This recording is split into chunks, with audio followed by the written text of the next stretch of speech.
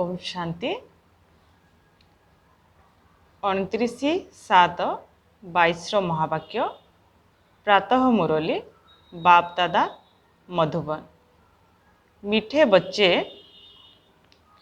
तुमको निजर सम साथी मानकु उद्धार करने को हेब। बाबा माता मानक उपरे ज्ञानर कलश रखिछंती, सेथिपाई माता मानक उपरे बहुत बड़ दायित्व रही।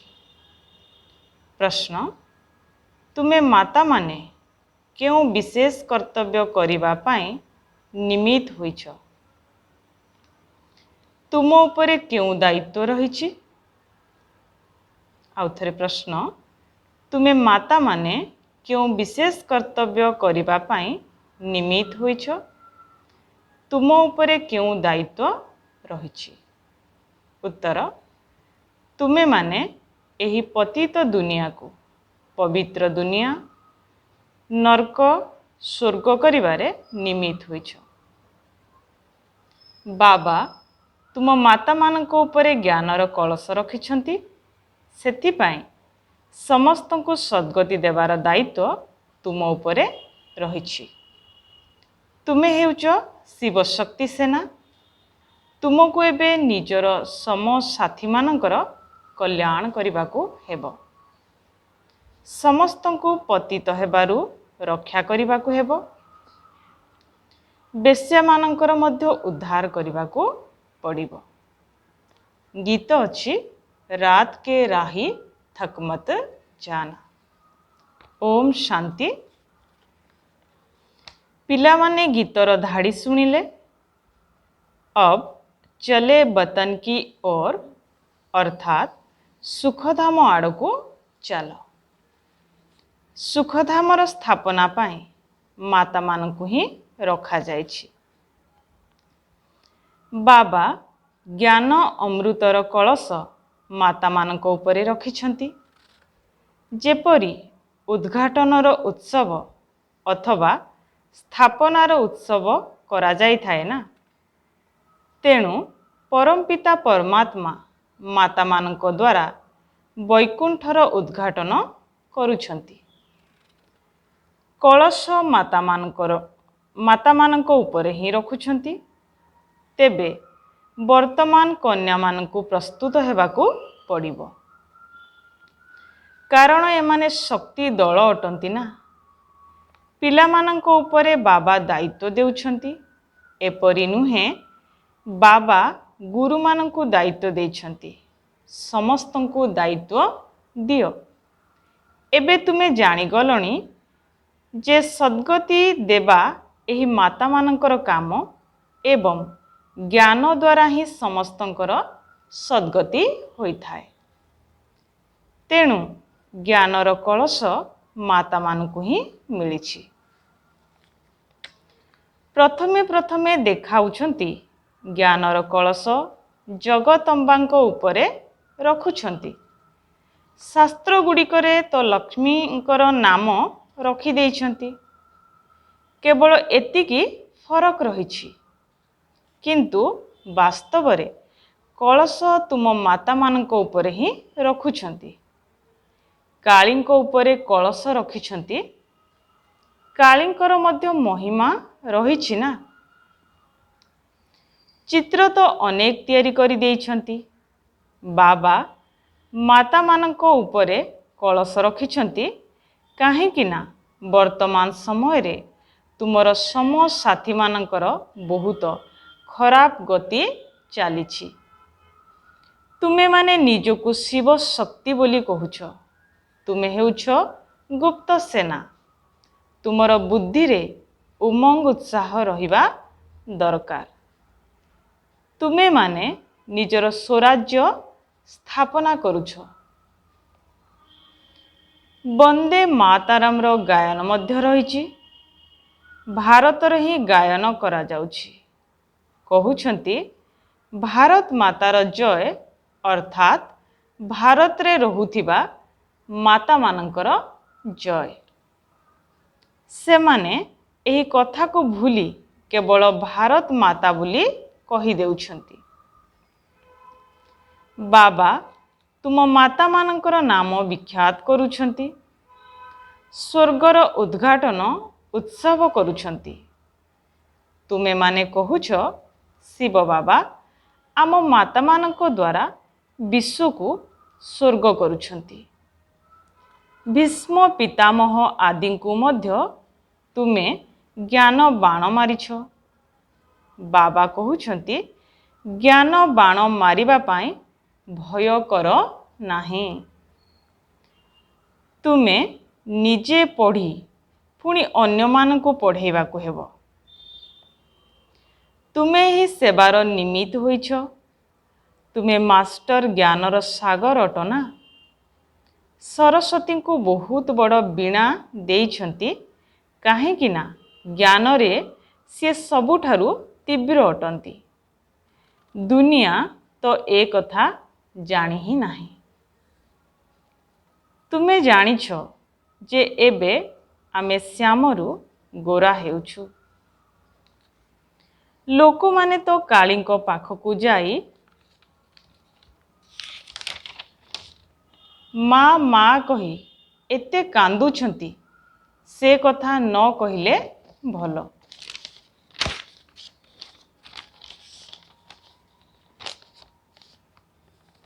किंतु किछि भी लाभ हेउ नाही। कलिकतारे कालींकर बहुत महिमा रहिछि। एही ब्रह्मा तो माँ नुहंती, सेथिपाई कलश माता मानंकु मिलुअछि। तुमे हेउछ मातांकर सेना समसाथी। तुमे माने बाबांकु कहुछ मु जेपरी जेमिति अटे आपणंकर अटे। ये मध्य कहउछंती जे जेमिति सेमिति अट तुमे मोर अट, किंतु श्रीमतरे चालिबाकु हेबो। समस्ते तो मोर सजनी अटंती। समस्ते कहिबे जे आमे ईश्वरंकर अटु। एबे तुम मानंकु बुझाई दिया जाइछि जे समस्ते शिव बाबांकर संतान अटंती। एही कथा को सिद्धि करिबाकु हेबो। सबुठारु प्रथम हैला शिवंकर महिमा। सिए उच्चरु उच्च अटंती, तेणु तांकु ही भगवान कुहाजिबो। शिव बाबा ही समस्तंकु वर्षा देउछंती। से हेउछंती निराकार समस्त आत्मा मानकर पिता। तेणु एबे तुमे कन्या माने मध्य निजर सम साथी मानंकु उद्धार करिबाकु हेबो। माता मानंको उपरे ही समस्त दायित्व रहिछि। बाबा मध्य वंदे मातरम कहउछंती। शिव तुमर बालक अटंती, तेणु वंदे मातरम कहिबाकु पड़िबो ना। से तुमर महिमा करुछंती एवं तुमे तांकर महिमा करुछ। केते आश्चर्यर कथा ना। एहा मध्य ड्रामा रे निर्धारित अछि। तुमे माने जानिछ जे शिव बाबा साक्षात्कार मध्य करूछंती। घरे बसी मध्य मयूर मुकुटधारीर साक्षात्कार होइताए। मुकुट तो समस्तंकर थाए। एहा एक ट्रेडमार्क रखी देइछंती। कृष्ण को एते बड़ मुकुट देई देइछंती। वास्तव रे कृष्ण एते बड़ मुकुट पिंधि न थांती।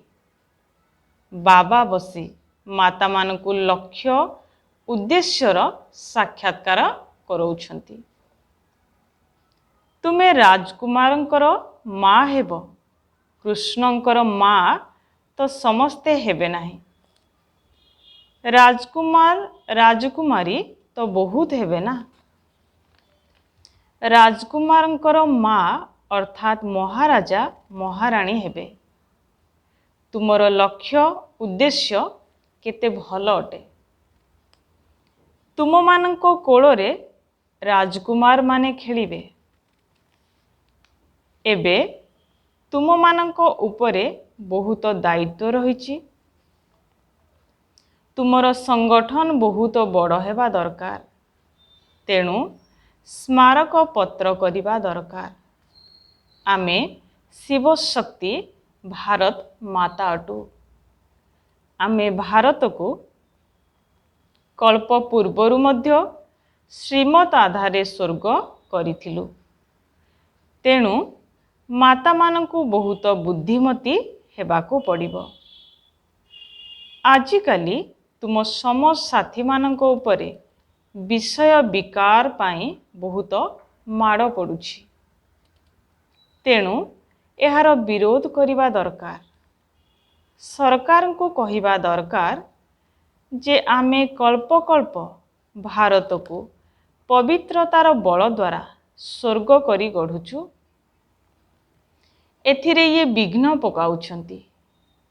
ଆମେ ପବିତ୍ର ରହିବାକୁ ଚାହୁଁଛୁ। ତାହା ସହିତ ଏହି ପୁରୁଷମାନେ ମଧ୍ୟ କହିବେ ଯେ ବାସ୍ତବରେ ପବିତ୍ରତା ବହୁତ ଭଲ। ଲୋକେ ଔଷଧ ଆଦି ଦ୍ୱାରା ପିଲା ଜନ୍ମ କରିବା ବନ୍ଦ କରୁଛନ୍ତି, କିନ୍ତୁ ଏହାଦ୍ୱାରା କୌଣସି ଲାଭ ମିଳିବ ନାହିଁ। ତେଣୁ ବାବା କହୁଛନ୍ତି ପବିତ୍ର ହୁଅ। ତୁମ ମାତାମାନଙ୍କ ସହିତ ଗୋପମାନେ ମଧ୍ୟ ସହଯୋଗୀ ଅଟନ୍ତି। ତେଣୁ କନ୍ୟାମାନଙ୍କୁ ଆଗକୁ ଆସିବାକୁ ହେବ। ନିଜର ଚମତ୍କାର ଦେଖାଇବାକୁ ହେବ। ସରକାରଙ୍କୁ କହିବା ଦରକାର ଯେ ଭଗବାନ ବାବା କହୁଛନ୍ତି ପବିତ୍ର ହୁଅ। ଶିବ ବାବାଙ୍କର ସନ୍ତାନ ତ ସମସ୍ତେ। ତେଣୁ ପରସ୍ପର ଭାଇ ଭାଇ ହୋଇଗଲେ ନା। ଏବେ ପ୍ରଜାପିତା ବ୍ରହ୍ମାଙ୍କର ସନ୍ତାନ ହୋଇଛ। ତେଣୁ ପରସ୍ପର ଭାଇ ଭଉଣୀ ହୋଇଗଲ। ଏବେ ନୂଆ ନୂଆ ଦୁନିଆ ସ୍ଥାପନ ହେଉଛି। ଶିବ ବାବାଙ୍କର ସନ୍ତାନ ଏବଂ ପ୍ରଜାପିତା ବ୍ରହ୍ମାଙ୍କର ମଧ୍ୟ ସନ୍ତାନ ପରସ୍ପର ଭାଇ ଭଉଣୀ। ତେଣୁ ଆଦାନ ପ୍ରଦାନ ହୋଇପାରିବ ନାହିଁ, ଅର୍ଥାତ୍ ବିକାରଗ୍ରସ୍ତ ହୋଇପାରିବେ ନାହିଁ। ଅନ୍ୟମାନଙ୍କୁ ବିଷର ନେଣ ଦେଣ କରିପାରିବେ ନାହିଁ। ଏହା ବୁଝାଇବାର ଏହା ବହୁତ ସୁନ୍ଦର ଉପାୟ।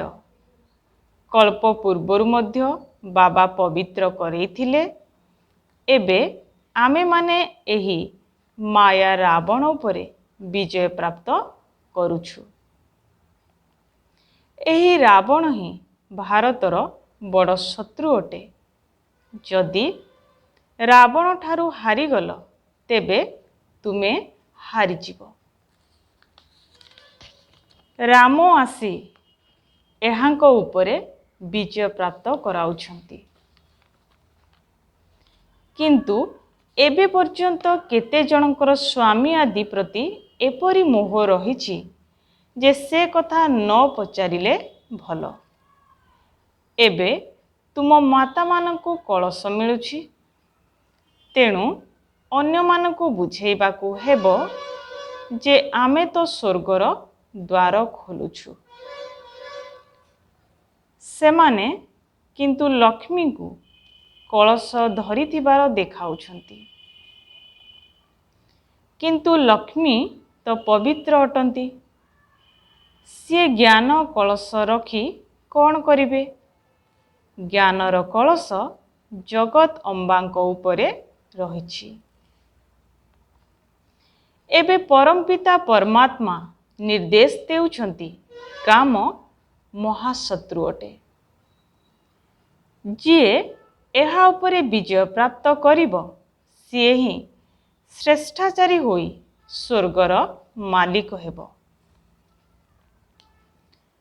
ତୁମ ପିଲାମାନଙ୍କର ପରସ୍ପର ମଧ୍ୟରେ ବହୁତ ସ୍ନେହ ରହିବା ଦରକାର। ବ୍ରହ୍ମା କୁମାର କୁମାରୀଙ୍କର ସେନା ବାହିନୀ ଏକତ୍ର ହେବା ଦରକାର। କାହାକୁ ତ ଜଣା ନାହିଁ ଯେ କିଏ କିଏ କେଉଁଠି ଅଛନ୍ତି। ସବୁ ସେଣ୍ଟରର ପିଲାମାନଙ୍କୁ ତ ଏକା ସମୟରେ ଡକାଯାଇ ପାରିବ ନାହିଁ। ମାତାମାନଙ୍କର ବହୁତ ବନ୍ଧନ ରହିଛି। ପିଲାମାନଙ୍କର ଦାୟିତ୍ୱ ମଧ୍ୟ ନେବାକୁ ହେବ, ନଚେତ୍ ପୁରୁଷମାନେ ଅଭିଯୋଗ କରି ଦେଇଥାନ୍ତି। ପୁରୁଷମାନେ ଯେତେବେଳେ ଘରଦ୍ୱାର ଛାଡ଼ି ସନ୍ନ୍ୟାସ ଗ୍ରହଣ କରନ୍ତି, ସେତେବେଳେ ଘରଦ୍ୱାର କିଏ ସମ୍ଭାଳିଥାଏ? ତେଣୁ ତୁମକୁ ଦେଖେଇବାକୁ ହେବ, ସେମାନେ ତ ହଠ ଯୋଗ ଶିଖାଉଛନ୍ତି, ଆମେ ରାଜଯୋଗ ଶିଖାଉଛୁ। ସେଥିପାଇଁ ଆମକୁ ସେମାନଙ୍କର ଉଦ୍ଧାର କରିବା ଦରକାର। ବାବା ବୁଝାଇଥିଲେ, ତୁମେମାନେ ବେଶ୍ୟାମାନଙ୍କୁ ମଧ୍ୟ ବୁଝାଅ ଯେ ଏହି ଧନ୍ଦା ଏବେ ବନ୍ଦ କର। ତୁମେ ସ୍ୱର୍ଗର ଦ୍ୱାର ଖୋଲିବାର ନିମିତ୍ତ ହୁଅ। ତୁମେ ଏହି କାମ କରି ଦେଖାଅ, ତେବେ ତୁମର ନାମ ବହୁତ ବିଖ୍ୟାତ ହେବ। ସେମାନଙ୍କର ମଧ୍ୟ କଲ୍ୟାଣ କରିବାକୁ ହେବ। ଏହି ସଙ୍ଗମ ଯୁଗ ହେଉଛି କଲ୍ୟାଣକାରୀ ଯୁଗ। ତେଣୁ ପବିତ୍ରତା ଉପରେ ଖୁବ୍ ସ୍ୱର ଉତ୍ତୋଳନ କରିବାକୁ ହେବ। ଏହି ବେଶ୍ୟାମାନଙ୍କ ଉପରେ ଦୟା କରିବାକୁ ହେବ। ସରକାର ମଧ୍ୟ ସେମାନଙ୍କୁ କିଛି ନା କିଛି କାମରେ ଲଗାଉଛି। ତୁମେ ସେମାନଙ୍କୁ ଏପରି ବୁଝାଅ, ଯେପରି ଖବରକାଗଜରେ ବାହାରିବ ଯେ ବ୍ରହ୍ମା କୁମାର କୁମାରୀମାନେ ତ ଏହି ବେଶ୍ୟାମାନଙ୍କୁ ମଧ୍ୟ ଜ୍ଞାନ ଦେଇ ଖରାପ କର୍ମରୁ ମୁକ୍ତ କରୁଛନ୍ତି। କାହିଁକି ନା କାମ ମହାଶତ୍ରୁ ଅଟେ। ଏହାଦ୍ୱାରା ତୁମେ ପତିତ ହେଉଛ। ଏହି ଦୁନିଆ ହିଁ ଭ୍ରଷ୍ଟାଚାରୀ ହୋଇଯାଇଛି ନା। ବାବା ଆସି ମାତାମାନଙ୍କୁ ଜାଗ୍ରତ କରୁଛନ୍ତି। ଗୋପମାନଙ୍କର କାମ ହେଲା ସହଯୋଗୀ ହେବା। ଯିଏ ପରିଶ୍ରମ କରିବ, ସିଏ ଉଚ୍ଚ ପଦ ପାଇବ। ନିଜର ସମସାଥୀମାନଙ୍କ ଉପରେ ଦୟା କରିବା ଦରକାର। ଏହାର ନାମ ହିଁ ହେଉଛି ବେଶ୍ୟାଳୟ, ଯାହାକୁ ବାବା ଆସି ଶିବାଳୟ କରୁଛନ୍ତି। ବାସ୍ତବରେ ଏହା ହେଲା ଜ୍ଞାନର କଥା। ବାବା ଏହି ମନୁଷ୍ୟ ଶରୀରରେ ଆସି ତୁମକୁ ଜ୍ଞାନ ଶୁଣାଉଛନ୍ତି। ତୁମେ ଜାଣିଛ ଯେ ଆମେ ଏବେ ଶ୍ମଶାନ ଘାଟରୁ ସ୍ୱର୍ଗକୁ ଯାଉଛୁ। ଏହା ହେଉଛି ଜ୍ଞାନମାନ ସରୋବର। ଆମେ ଜ୍ଞାନର ବୁଡ଼ ପକାଉଛୁ। ବାକି ଏଠାରେ ପାଣିର କୌଣସି କଥା ହିଁ ନାହିଁ। ତୀର୍ଥକୁ ଯାଇ ବହୁତ ପରିଶ୍ରମ ଆଦି କରୁଛନ୍ତି। ପାଦରେ ଚାଲି ଚାଲି ଯିବା, ସାମାନ ଆଦି ଉଠାଇବା, ବହୁତ ପରିଶ୍ରମ କରିବାକୁ ପଡ଼ିଥାଏ।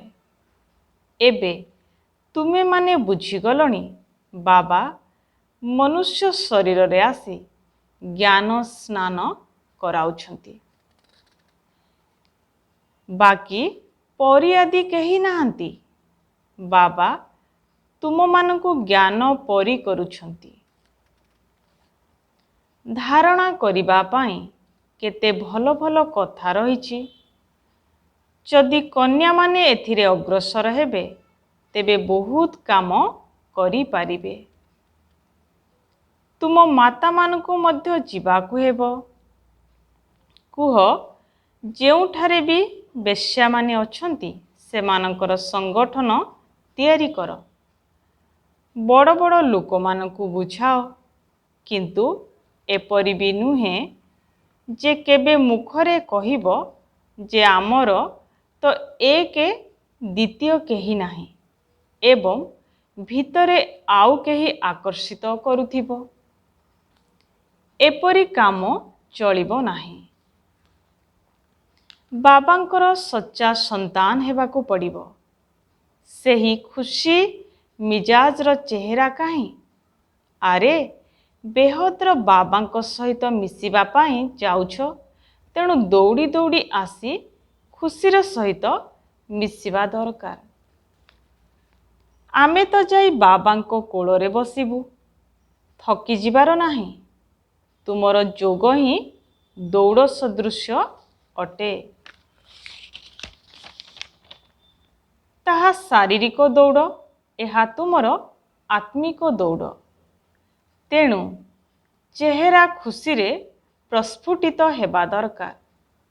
ଯଦି କାହାର ସ୍ୱାମୀ ହଜିଯାଇଥିବ, ପରେ ପୁଣି ମିଳିଯାଏ, ତେବେ ସ୍ତ୍ରୀ ଗଳି କନ୍ଦିରେ ପୁଣି ଦୌଡ଼ି ଦୌଡ଼ି ପାଗଳି ଭଳି ଆସି ମିଶିବ।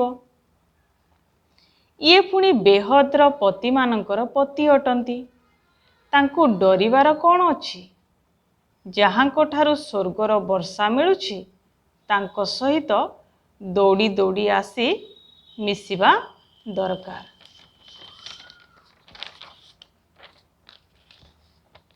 अच्छा, मीठे मीठे सिकिलधे बच्चों प्रति माता पिता बाप दादा का याद प्यार गुड मॉर्निंग।